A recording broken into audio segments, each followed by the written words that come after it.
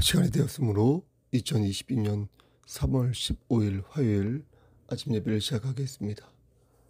다 같이 주의 기도로 예배를 시작합니다.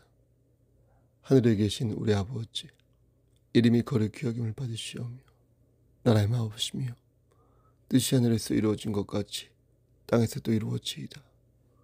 오늘날 우리에게 일용할 양식을 주시옵고 우리가 우리에게 죄진 자를 사하여 준 것 같이 우리의 죄를 사하여 주시옵고 우리를 시험에 들게 하지 마시옵고 다만 악에서 구하옵소서.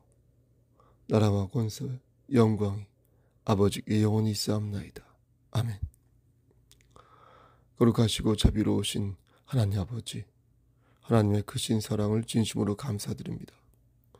오늘도 우리에게 새로운 하루를 허락하시고 어제의 하루가 아니라 오늘의 하루를 새롭게 살 수 있도록 허락하여 주시는 데 감사합니다. 우리가 결정적인 죄를 지었을 때에, 우리가 힘들고 지칠 때에, 그때 다시 하나님 말씀을 붙잡고 회개하고 하나님을 의지하며 바로 설 수 있도록 허락하여 주시는 데 감사합니다. 우리가 그 어떤 장애물을 만나고 부닥할지라도 하나님께 돌아갈 수 있는 그 길을 성령 하나님께서 허락하여 주심을 감사합니다. 하나님, 오늘 그렇게 살 수 있도록 하시고 이 세상 끝날 때까지 우리의 육신의 장막이 벗어지는 그날이 이를 때까지 우리가 그렇게 살 수 있도록 우리의 삶을 선도하여 주시옵소서. 심신이 연약한 우리의 지체들 머리 위에 함께 하시사 영육의 강건함을 허락하여 주시옵소서. 마음이 상한 자에게 함께 하시사 그리스도의 평강이 저들에게 임할 수 있도록 축복하여 주시옵소서. 우리 교회가 이 지역사회에서 구원의 방주로서의 역할을 감당할 수 있도록 하시고 하나님의 뜻을 진지하게 물으며 예수를 깊이 생각하여서 빛과 소금의 직분을 잘 감당할 수 있는 그런 귀한 재단 될 수 있도록 축복하여 주시옵소서. 모든 것들, 모든 말씀 우리 주 예수 그리스도인 받들어 감사하며 기도드렸사옵나이다. 아멘.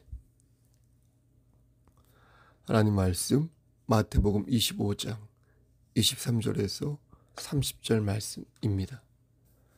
마태복음 25장 23절에서 30절입니다.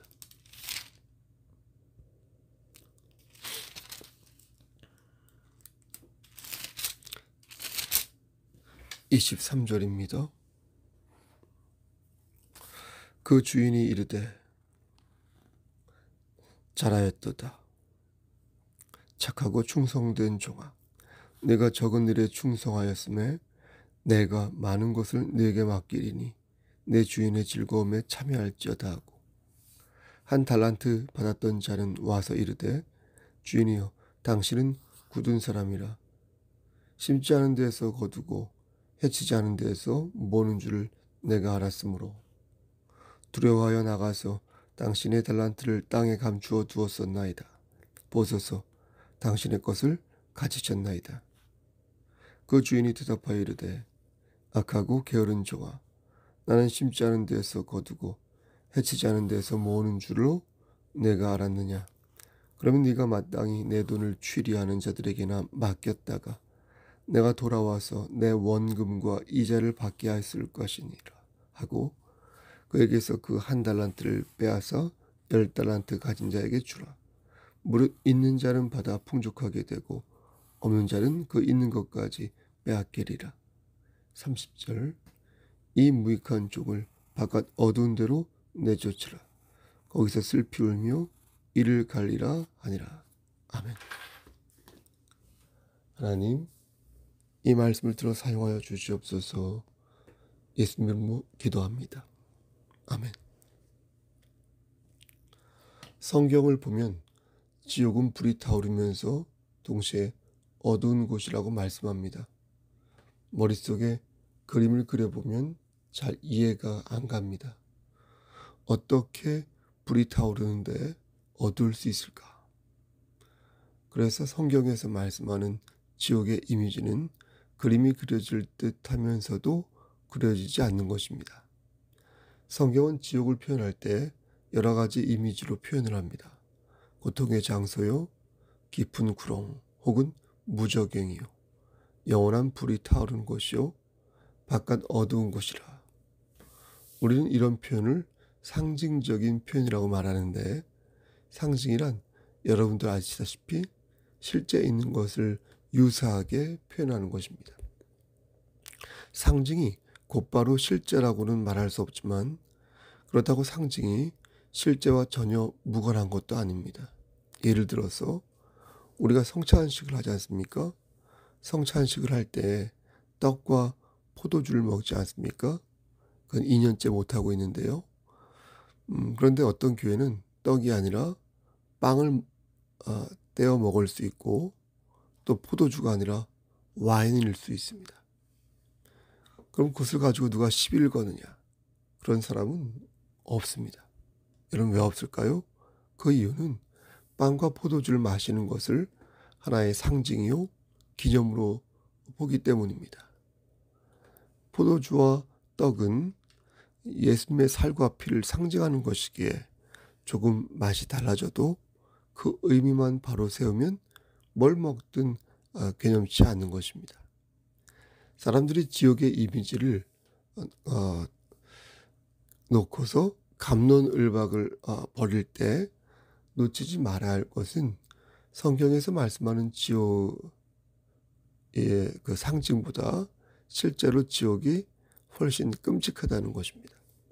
물론 지옥이 어떤 곳인지 과학 실증적으로 설명하거나 증명할 수는 없습니다.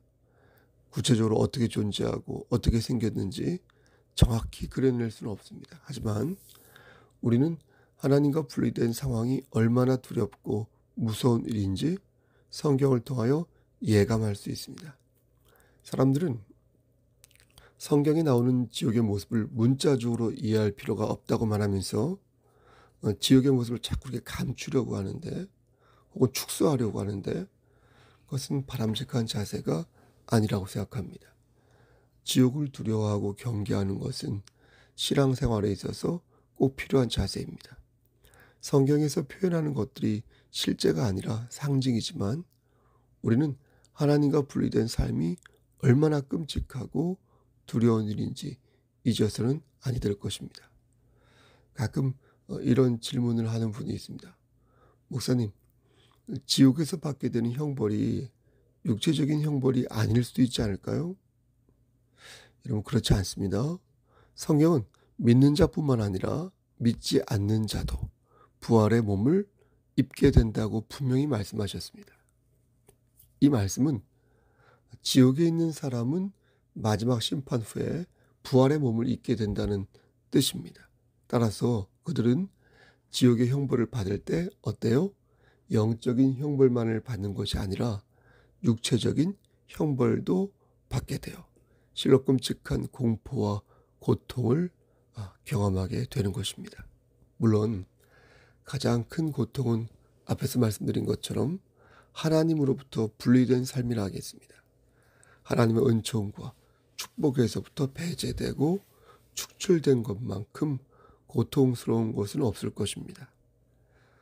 지금은 하나님을 믿지 않는 사람들도 일반 은총이라는 것을 받습니다. 그렇죠? 최악의 고통을 겪는 사람일지라도 여전히 하나님의 임재로 인한 어떤 유익을 받습니다. 하지만 지옥에는 은혜가 없습니다.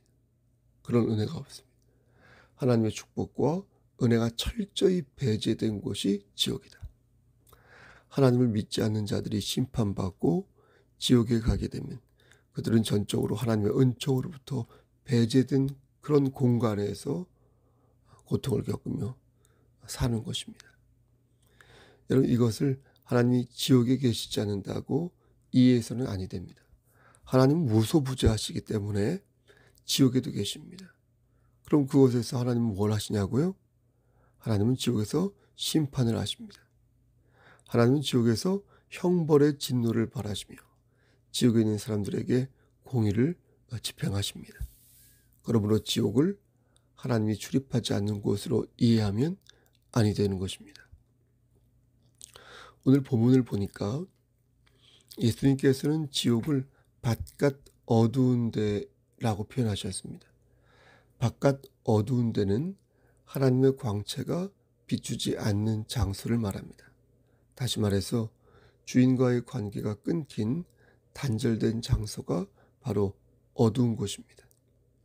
두려운 것은 이 어두운 데에서 함께 심판을 받는 대상이 있는데 그가 바로 사단이라는 것입니다. 사단은 이 장소에서 하나님을 배신한 인간들과 함께 심판을 받게 될 것인데 이로써 주님을 영접하지 않는 자들은 사단과 함께 지옥에서 영원한 형벌을 받게 되는 것입니다. 예수님께서는 말씀하시기를 그들은 어둠의 장소에서 슬피 울며 이를 갈게 될 것이다. 이렇게 말씀하십니다. 이 표현은 유대인들이 자주 사용하는 관용적인 표현입니다. 그러니까 우는데도 여러 가지 모습이 있습니다. 슬퍼서 울 때, 고통스러워서 울 때, 행복에 겨워서 울 때도 있습니다. 하지만 우는 모습에 이를 가는 모습을 더했으니 보면 그것은 행복해서 우는 모습이 아닐 것입니다. 보통 이를 간다는 것은 증오와 관련되어 있지 않습니까? 사도행전 7장 54절 말씀을 보면 스데반 집사가 하나님의 말씀을 선포하는데 그때 그것을 본 군중이 분노하면서 이를 가는 장면이 나옵니다. 이게 바로 무엇이다? 지옥에서 이를 가는 것이다. 이게 지옥에서 이를 가는 것이다. 그러니까 지옥에서 이를 간다는 것은 자신의 처지가 슬프고 괴로워서 이를 간다는 말이 아니라 자신을 지옥으로 보낸 하나님을 미워하는 마음으로 저주를 한다는 것입니다. 근데 오늘 본문을 가만히 보면 어두운 곳으로 떨어져 나간 그런 자들이 무익한 종이었다는 것을 알 수 있습니다. 무익하다. 무익하다는 것은 더 이상 쓸모가 없다는 거 아니겠습니까? 그렇다면 이 말씀은 더 이상 써먹을 데가 없으니까 하나님께서 버리신다는 그런 말씀일까요? 감탄 곧 달면서 쓰면 뱉는다. 그건 아닙니다. 여기서 무익하다는 것은 경쟁력이 떨어져서 능력이 없다는 말이 아니라 자신에게 맡겨진 일을 열심히 하지 않았다는 것입니다. 그래서 이 말씀이 우리를 긴장하게 만드는 것입니다. 하나님을 적극적으로 대적하지는 않았지만 하나님을 위해 아무 일을 하지 않는 것 역시 패역한 죄가 된다는 것입니다. 많은 사람들이 생각하기를 하나님을 적극적으로 대적하는 사람들만이 패역한 죄를 짓는 것이라고 생각하는데 오늘 본문은 주인이 맡긴 일을 건성으로 하고 주인이 맡긴 일에 충성을 다하지 않는 것도 하나님을 향한 패역한 죄가 된다. 이렇게 말씀하고 있는 것입니다. 예수님께서는 그것을 달란트 비유로 말씀하셨는데 5달란트를 받은 종과 2달란트를 받은 종은 충성을 다했지만 1달란트를 받은 종은 충성을 다하지 않고 그 달란트를 어떻게 했습니까? 그냥 땅에 묻어버렸습니다. 여러분 왜 그 사람은 자신이 받은 달란트를 활용하지 않았던 것일까요? 많은 사람들이 이 달란트 비유를 들어가면서 자신이 가지고 있는 재능에 대해서만 말을 합니다. 그러다 보니 달란트를 활용하지 않는 것은 그저 자신의 재능을 활용하지 않는 정도의 무책임 정도로만 이해합니다. 하지만 그것은 이 말씀의 진리를 잘 모르는 것입니다. 달란트가 선천적으로 부여받은 재능의 의미를 갖는 것이 사실이지만 하지만 달란트가 가지고 있는 진정한 의미는 재능이 아니라 하나님의 명령에 따른 우리의 헌신에 있는 것입니다. 어디에 있다고요? 우리의 헌신에 있다. 즉 이 말씀은 재능을 발휘하였느냐 그렇지 않느냐가 핵심이 아니라 하나님의 말씀에 우리가 순종하였느냐 그렇지 아니하였느냐가 관건인 것입니다. 순종하지 않았으면 가만히 서 있었던 것이 아니라 무시한 겁니다. 사람과 사람의 관계에서는 그 중간 과정이 있을 수 있습니다. 그렇죠? 우리가 그 사람을 사랑하지 않았다고 해서 그 사람을 미워했다고는 말할 수 없지 않습니까? 하지만 하나님과 인간과의 관계에서는 순종이 아니면 불순종이 되는 것입니다. 순종과 불순종 사이에는 다른 것이 없는 것입니다. 헌신과 방만 사이에는 다른 것이 없다는 것입니다. 여러분, 우상 숭배하는 것도 그렇습니다. 하나님을 믿는 사람은 우상을 섬기지 않습니다. 우상을 숭배하면서 하나님을 믿을 수는 없습니다. 머리로는 그럴 수 있을 것 같습니다. 부처님도 믿고 이만희도 믿고 금송아지도 믿고 또 다른 것도 믿을 수 있다고 생각합니다. 이것저것 양다리를 거치면서 하나님을 충분히 믿을 수 있다고 생각합니다. 하지만 빛과 어둠은 공존할 수 없습니다. 천사와 악마는 서로 친구가 될 수 없으며 천국과 지옥은 서로 왕래할 수 있는 곳이 아닙니다. 금송아지 앞에서 절을 안 했다고 해서 우상을 숭배하지 않는 것이 아닙니다. 불상 앞에서 절을 하지 않았다고 해서 우리가 우상을 숭배하지 않은 것이 아닙니다. 우상은 내 마음에도 있으며 내 정욕에도 있으며 하나님을 업신여기는 모든 것에 있습니다. 한 달란트를 받은 사람이 그것을 땅속에 감추어 놓은 이유는 하나님을 무시해서 그런 것입니다. 사실 그가 한 행위 자체는 문제될 것이 없었습니다.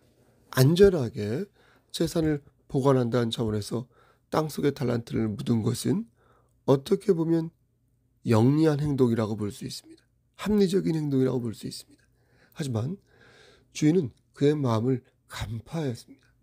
그가 어떤 마음으로 그렇게 행동했는지 주인은 정확히 그의 마음을 꿰뚫어 보고 있었습니다.